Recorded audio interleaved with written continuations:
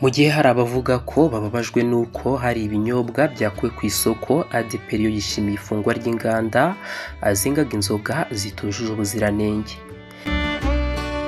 Itorero rya ADEPR ryatangaje ko ryanyuzwe n'icyemezo cya leta cyo gufunga inganda zengaga inzoga zitujuje ubuziranenge no guhagarika izatumizwaga mu mahanga kuko isanga nta cyerekezo kizima gishoboka ku basinzi bafata n'ibiyobyabwenge.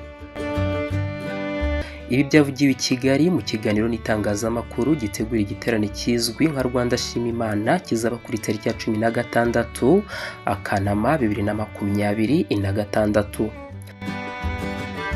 Bitangajwe nyuma y'uko u Rwanda rwashyize imbaraga nyinshi mu kurwanya ibinyobwa bitujuje ubuziranenge nyuma y'uko byahitanye benshi abandi bikabangiza. Ni inkundura imaze gufungirwa inganda zigera ku 150 zengaga ibitujuje ubuziranenge mu Rwanda, gukura ibinyobwa byazo ku isoko bikamenwa ndetse no gukumira ibyatumizwaga mu mahanga biri muri uyu mujyo. Umushumba mukuru rero wa ADEPR akaba n'umuvugizi wayo Pasteur Ndayizeye Isaie ati ubuzima bwiza bushoboka gusa ku muntu wafashe amahitamo neza mu butumwa tugira mu matorero harimo n'ibijyanye no gukangurira abantu kureka ibiyobyabwenge. Ati ndishimiye iki cyemezo cyafashwe n'ubuyobozi bw'igihugu cyacu cyo guhagarika inganda no guhagarika inzoga zazaga mu Rwanda zirimo kwangiza urubyiruko rwacu n'abanyarwanda. Pasteur Ndayizeye Isaie yavuze ko asanga iki cyemezo cyuzuzanya n'iri torero mu byo gufasha abantu kubaho mu buzima butarimo ibiyobyabwenge kuko basanga umuntu wabyijanditsemo nta kindi kintu na kimwe yimarira.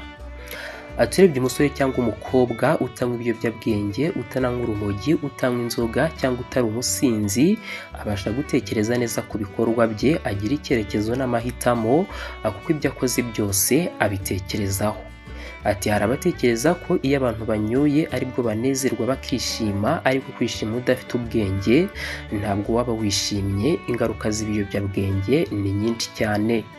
Uyu mushumba yashimangiye ko ingaruka zo gufata ibintu nk'ibyo abantu bakabinywa ari mbi kandi ko itanga umukoro uhuriweho kugira ngo bibashe kurandurwa. Anavuga ko iri torero risanga gukoresha ivugabutumwa naryo ari indi nzira yo gufasha abantu kuva muri iyo migirire mibi, by'umwihariko itabahesha icyubahiro ndetse inatuma bakora ibikorwa bitandukanye by'urugomo. Ku rundi ruhande itorero Noble Family Church ryatanze miliyoni 20 zo gufasha abarokotse jenoside.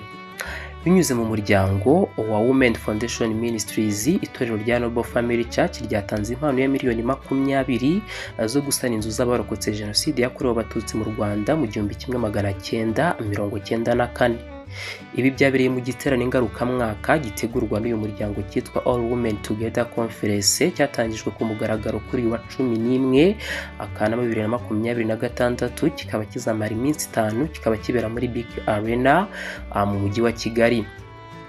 Umuyobozi nshingwabikorwa wungirije w'akarere ka Gasabo Mudaheranwa Regis waruhagarariye umujyi wa Kigali muri iki giterane yishimiye impano ndetse agaragaza ko uyu muryango uyobowe na Apotre Mignone Kabera ari umufatanyabikorwa mwiza w'umujyi wa Kigali na leta y'u Rwanda muri rusange.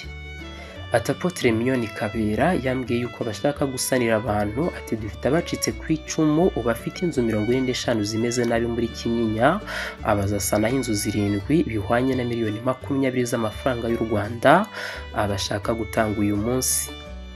Ahereza sheke y'ayo mafaranga uyu muyobozi umushumba mukuru wa Noble Family Church Apotre Mignone Kabera yahise agira ati reka tubikore. Izo miliyoni 20 z'amafaranga y'u Rwanda zijyanye na wirira 20 bisobanuye imyaka 20 ishize uyu muryango wa Women Foundation Ministries umaze ushinzwe, kuko washinzwe mu mwaka wa 2006. Apotre Mignone Kabera yijeje uyu muyobozi ko we n'umuryango we bazahora bashyize imbere gufasha kandi bakazamura abanyarwanda binyuze mu cyerekezo cy'iterambere cya leta y'u Rwanda mu buryo bwiza kandi rwose bwuzuzanya. All Women Together conference ya 2026 anakubwira ko yitabiriwe n'abantu benshi batandukanye baturutse mu bihugu 48, ikaba izarangira kwa 15 Kanama.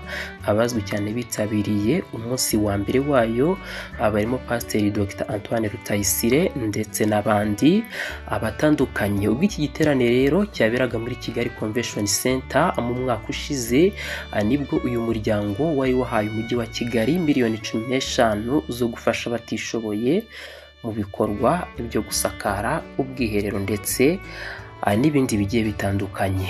Ngayo nguko rero ni byinshi bitandukanye bikomeje kugenda bivugwa muri gospel cyangwa se mu makuru ajyanye no kuramya no guhimbaza Imana. Iyi ni Gospel Hill, dukomeze duhurire mu biganiro bitandukanye ibikugeraho umunsi ku munsi.